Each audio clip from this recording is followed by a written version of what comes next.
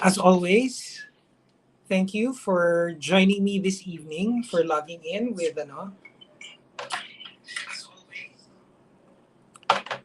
For those of you new to my channel, welcome. For those of you who are returning to this channel or page, welcome back. I'm the Cocky Rocky.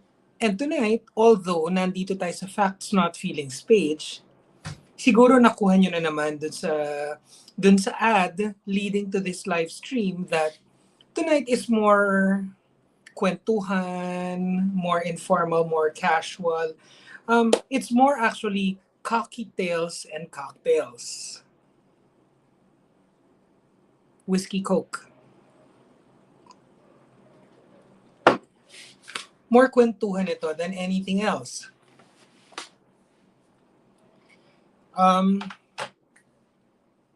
For those of you who follow me, both, actually maybe more than both, maybe through all my social media platforms. Kasi meron tayo syempre YouTube channel na The Cocky Rocky. Meron din tayong Instagram na The Cocky Rocky. Meron din tayong Twitter na The Cocky Rocky. Meron din tayong TikTok na The Cocky Rocky. And of course, Facebook, no?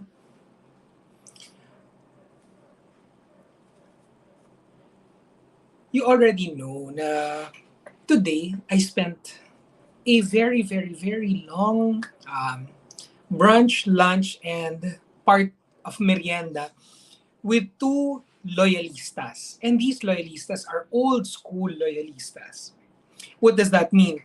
Ito po talaga is, paano ba? How do I explain this? Okay, I think we begin with a definition of terms. Alam niyo naman, that's what our channel and our page is all about.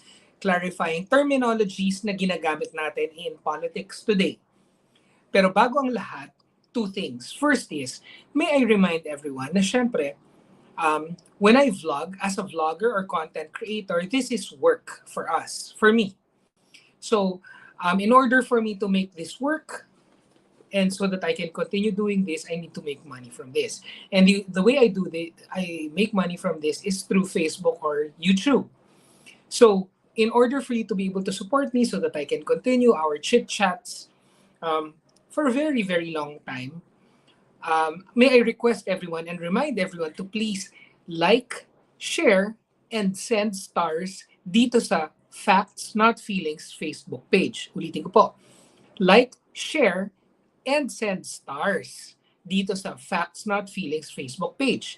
Kung nandun naman po tayo sa YouTube channel, like, share, and send stickers to my YouTube channel, The Cocky Rocky. At don't forget to subscribe to Facts Not Feelings on Facebook, and now of course may cost implication yon. Pero sa YouTube, libre po yan. It is free to subscribe on YouTube, and our YouTube channel is The Cocky Rocky. So before I continue, so nag-announcement, babatiin ko naman po muna kayo dahil kasi grabe, you've been here for some of you were here since kanina pa. We're already 4 minutes into this live stream, and yung mga iba sa inyo were already waiting sa YouTube channel ko. So batiin po muna natin ang mga taong nandito kasama natin sa live stream this evening. Pierce Lawrence Maglantay, sa YouTube po siya pumasok. My late grandmom was one of the blue ladies in our town in time of Apolacay. Congratulations, because who doesn't want to have that in their family, right? I'm so happy for you. Lorena Fajardo, good evening from Hong Kong. To you in Hong Kong. Marie Banzon, Ella TV, Odi Lennon, GMN, Evangeline Cabico, good evening. Fe Alfaro, Odi Lennon. Ayun, yun pa lang po pala. Okay, thank you for joining me this evening. Gusto ko lang sana i-share sa inyo what the experience was like.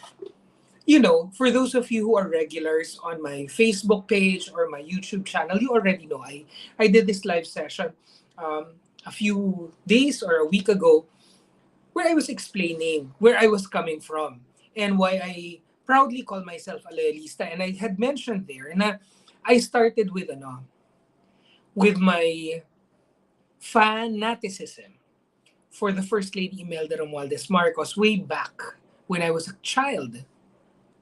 And of course, my undying crush for the young president, for the young Bongbong Marcos, who in my opinion parang is really in between Patrick De La Rosa and Aga Mulak, no? So yun, dun po ako nag-umpisa. And then my political awareness came much, much later on in life. I have an uncle. And because of an uncle who was in the Philippine Constabulary during the time of Marcos, all the way up to the point where the family was exiled. Ano? And he and the rest of the family, including me, myself included, went through so much attacks on our personal level, for being supporters of the Marcoses. But I'll get into that some other time. So kanina, actually not just kanina, kahit yung a few days ago when I had reconnected, for those of you nga ulit naman, na madalas naman sa page ko or sa channel ko, alam nyo na that I've already had a conversation with Miss Rita Gadi last year. Nagkausap na kami and nagkaroon na tayo ng live session with Miss Rita Gadi. And then, naulit yan 2 days ago, right? Sunday. Yesterday pala. Naulit yan kahapon. And while I was talking to Miss Rita Gadi, I had asked for an introduction to Miss Cherry Covarrubias. Of course, for those of you na talagang on the ground or grassroots loyalista, kilala po nating lahat si Miss Cherry Covarrubias. Napakamatapang. Kanina nga I had already talked to her Saturday. And then kanina we spent 5 meaningful hours of conversation. Both of them, both ladies. Mamaya tayo papasok doon sa mga doon sa feeling ko at saka yung mga awareness ko and realizations based on the conversation. Pero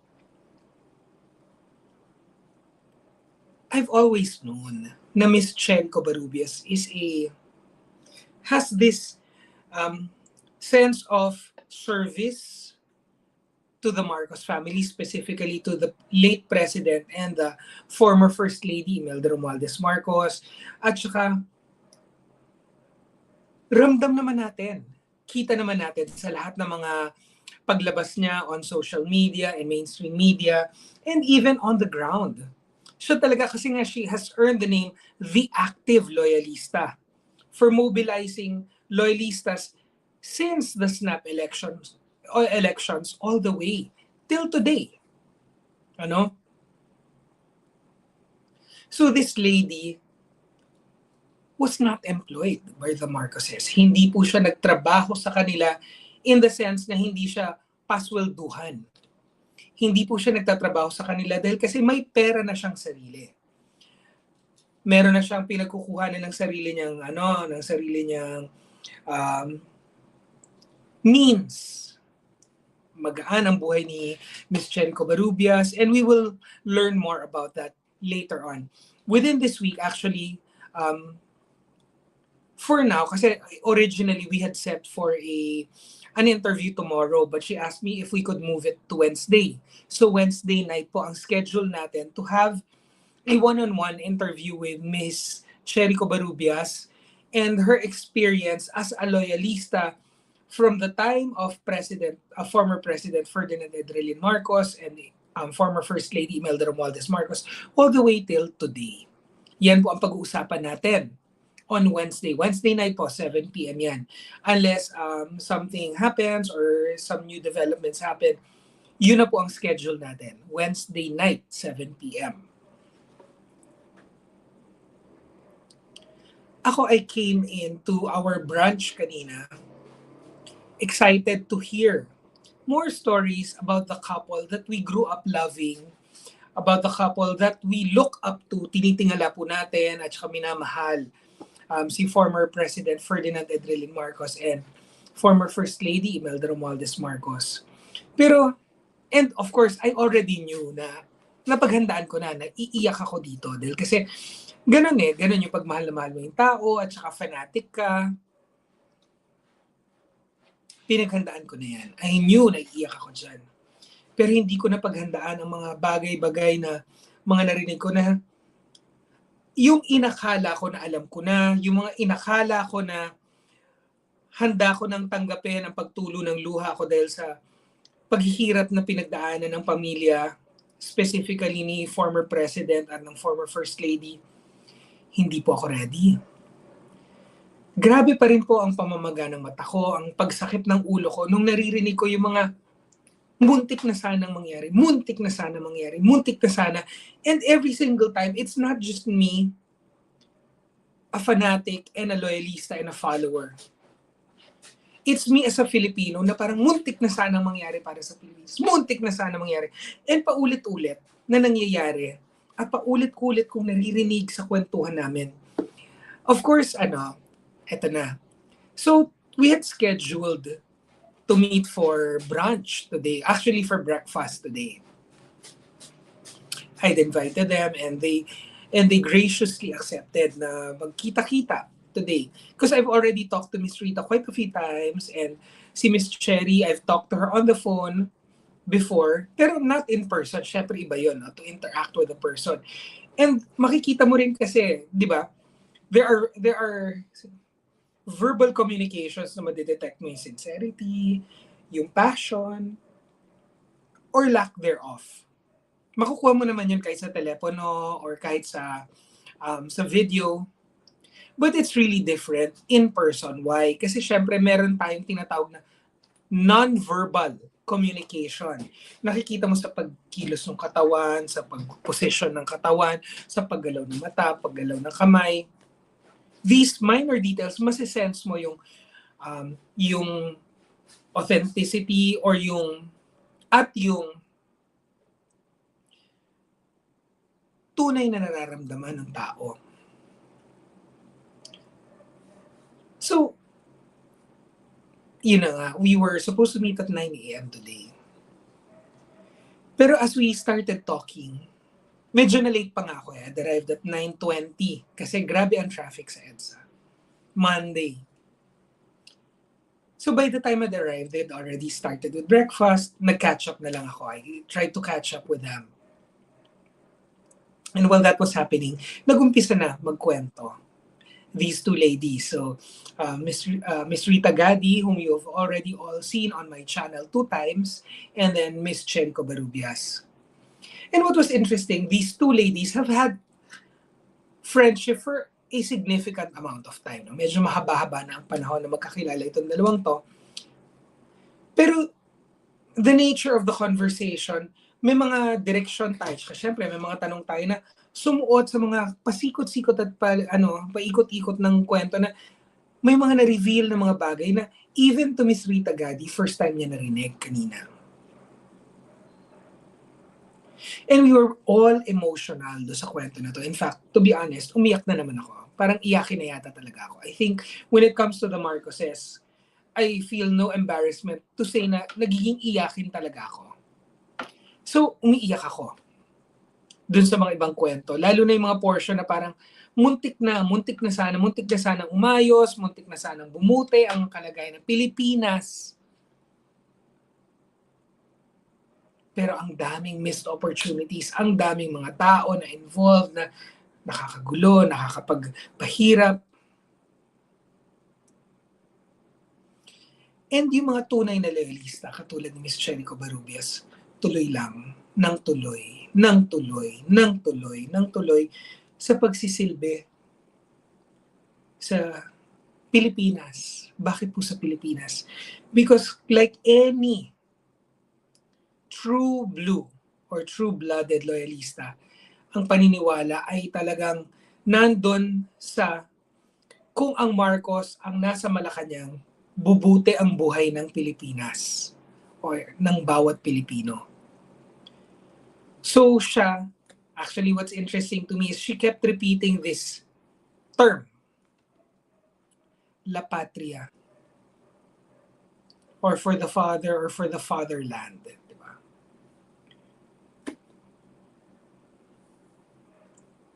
Para sa lupang hinirang. Diba? everything that had happened to her life, to her fortunes, kasi may pera. May pera si Miss Cherry Covarrubias. All of it was in her mind in service to President Marcos and First Lady Imelda Romualdez Marcos. But in a larger or in a broader context, ginagawa niya ito ay lahat ng ginagawa niya ito ay para sa Pilipinas, no? For the Philippines. So we were there.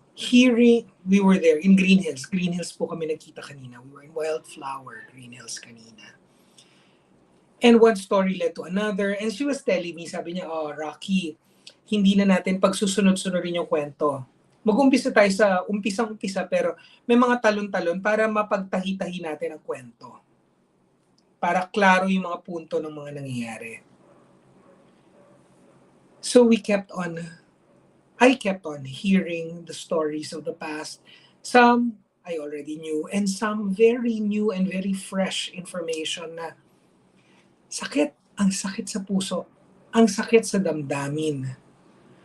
Not just because I love the Marcoses and I'm a fanatic and I'm a loyalist, but ang sakit sa puso bilang Pilipino.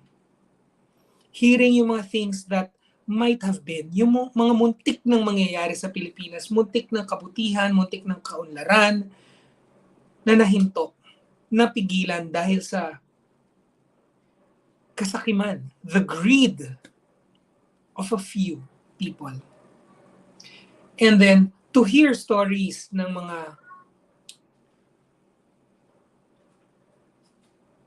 ano bang Filipino word for nagtaksil, betrayed, di ba?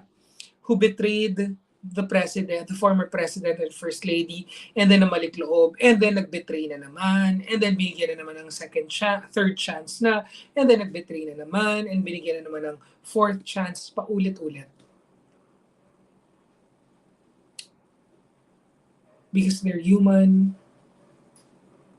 and they're kind, and they're generous to Filipinos in general. Ang hirap ipaliwanag sa mga tao na ako kasi naririnig ko lang itong kwento to, pero maraming beses ko nang narinig, so unti-unti ko nang natanggap na ganun talaga. Kailangan nating unawain at intindihan dahil ganyan ang pamamaraan ng pamilya. Na kahit niloko na sila, patatawarin nila. Kahit niloko na sila, binibigyan nila ng second chance. Kahit sinaktan na sila, bibigyan nila ng third chance. Kahit lokohin na naman sila ng third time, bibigyan pa rin nila ng fourth, fifth, sixth. It's in their nature to be kind, especially to Filipinos. It is in their nature to give chances to people.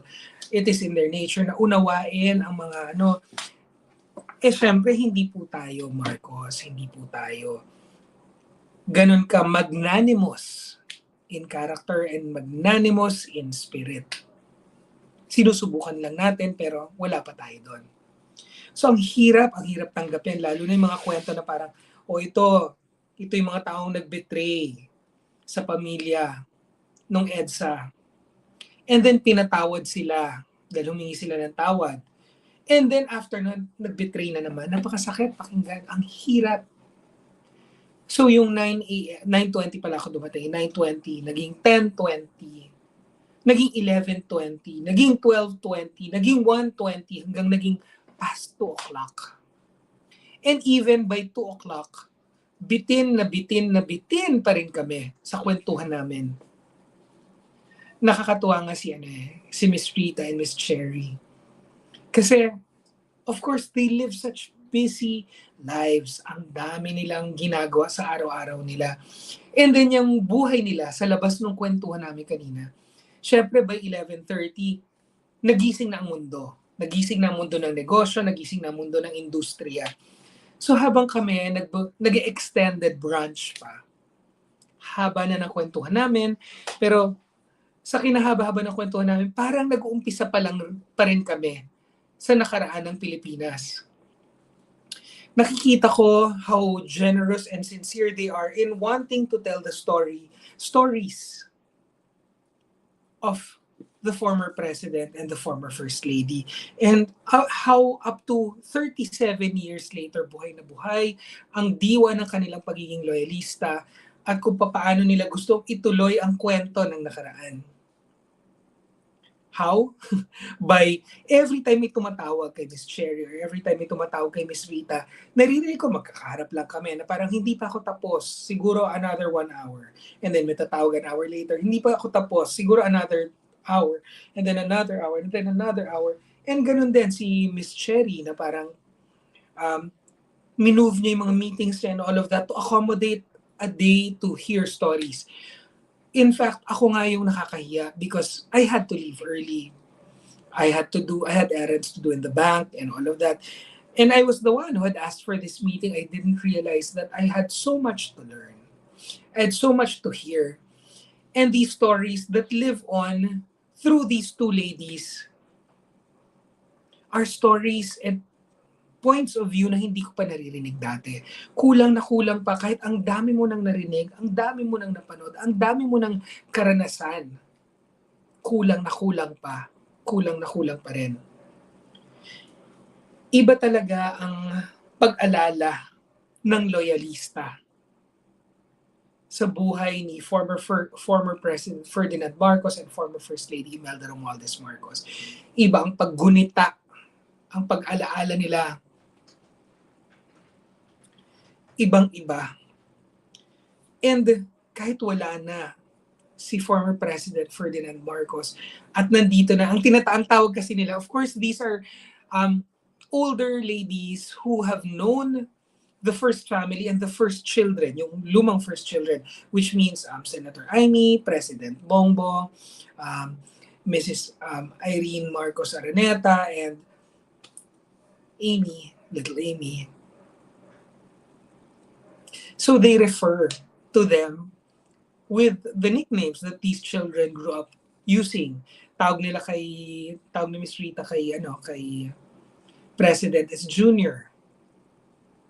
I don't know if it's because of the nature of her work with Mrs. Marcos and the nature of her relationship with anyways. You hear the stories and you hear how these two ladies are still there supporting through their being loyalista, keeping the legacy of the Marcoses alive through the current President Bongbong Marcos.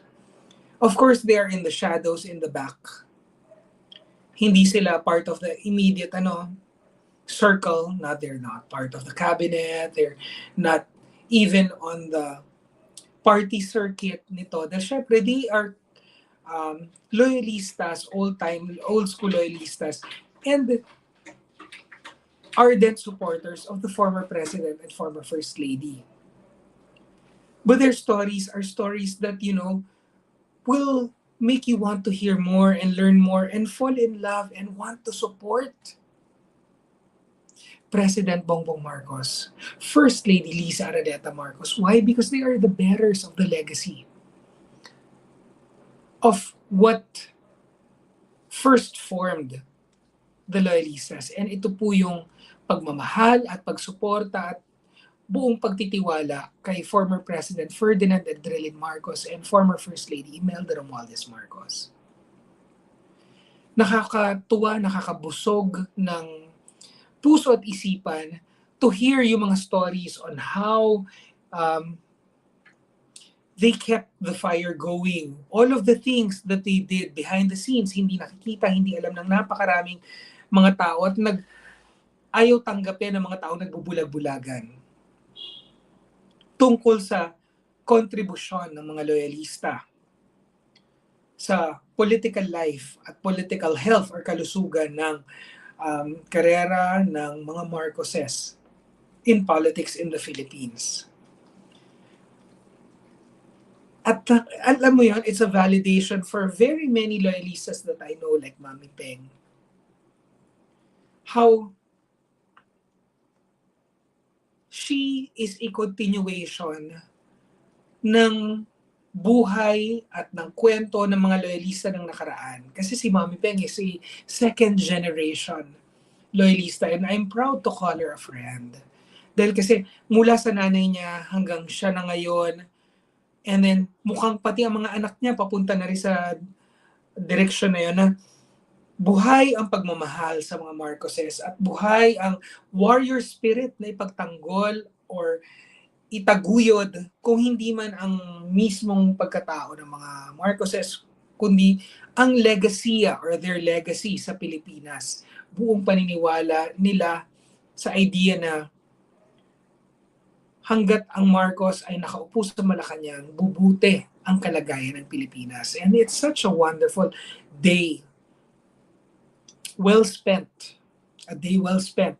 Hearing all of these stories and hearing and seeing through them and through their eyes, di ba? Hearing the stories from their point of view.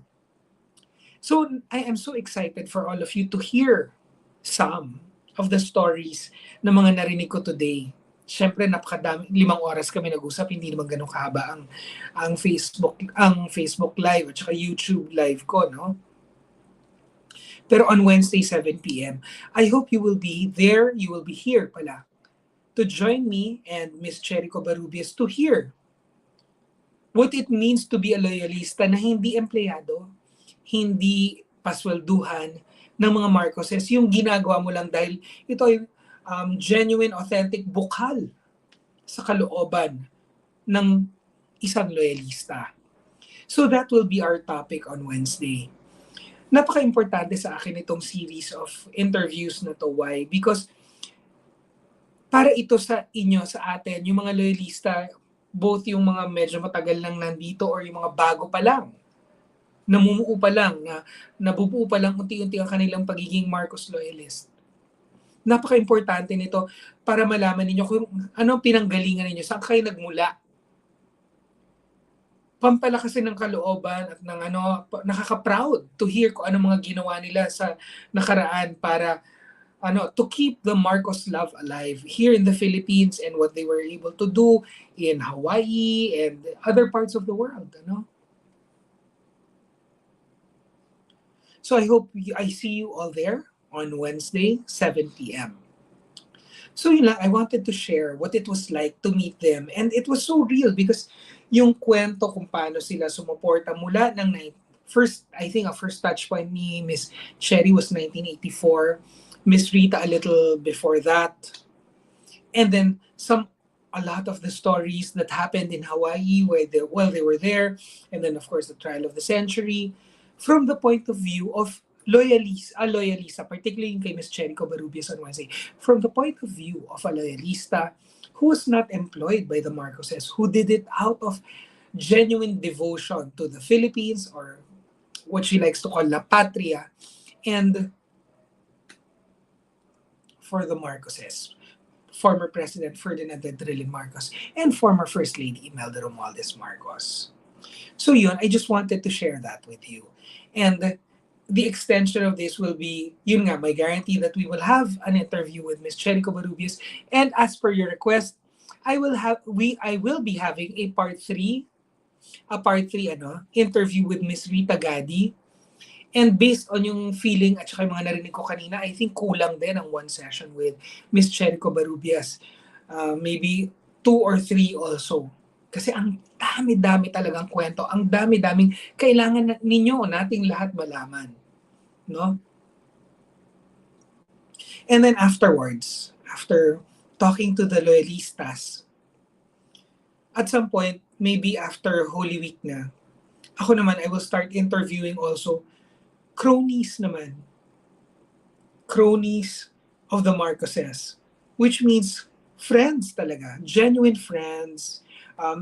People that have developed intimate ties, friendships, or relationships with the family, with the former first family of former President Ferdinand Edrelin Marcos and former First Lady Imelda Romualdez Marcos. So I hope you stay on for that. That will be in the next few weeks, maybe even months. Madami-dami po tayong nililisat, nilalatag ng mga interview para mabuo ang pagkakaunawa ninyo, nating lahat, sa kasaysayan na Pilipinas with regards to the lives of the Marcoses while they were here in the Philippines and while they were exiled in Hawaii. So yun po. So that's our topic for this evening. I just wanted to share my great good fortune of having spent 5 very meaningful, kulang pa rin actually, na hours with um, the active loyalista, Ms. Cherico Barubias, and of course, Miss Rita Gagi today.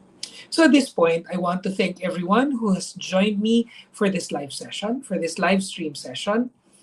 Um, and I will begin that by thanking those,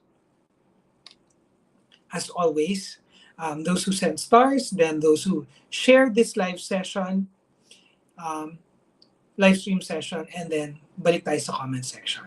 Alright? So, batiin ko lang po si Miss babatiin ko lang si Miss Christina Baker. Siya lang po ang nagpadala ng stars sa akin this evening. Thank you so much, ma'am. Batiin ko lang po yung mga nag-share na. Dito na po tayo sa mga nag-share na live stream na ito. Ants Aribut, Gina Len Garcia Estrada, Emlen Bruma Tanyamor, Aris Idia. Ayan. The rest of you hindi ko mabasa because of your privacy settings. Ayan. Batiin ko naman po yung mga nandito sa comment section this evening. Okay. Hindi lumalabas. I think there's something wrong with my with yung ano. Ang dami dito na hindi talaga lumalabas. But kaya, I wonder what's happening to to my live stream. Hindi lumalabas yung mga pangalan ninyo. Okay, dito na lang sa sa handphone na isa. Denden Mumanglag, Chepi Car Furiscal, Elvira Gabriel Dongo, Noemi Vito, Elni Joy R. Roble from Soc Sargent, Boss Lucas Damian, Sixto Ronald Deola Jr., Olive Lopez Estrella Rosales, Yaya Dub, Aris Idia, Imelda Begonia, Elvira Gabriel Dongon, Mai Tiong, Olivia Jessie Eves, Zinia Hara, Dodi Maulian Malabanan, Maureen Rose Mejia Villar. Hello, TTL, kamusta? Or the Political Bandera. Buona Roque, Marites Corpus, Aris Idia, Yaya Dab, Leonie Pascual,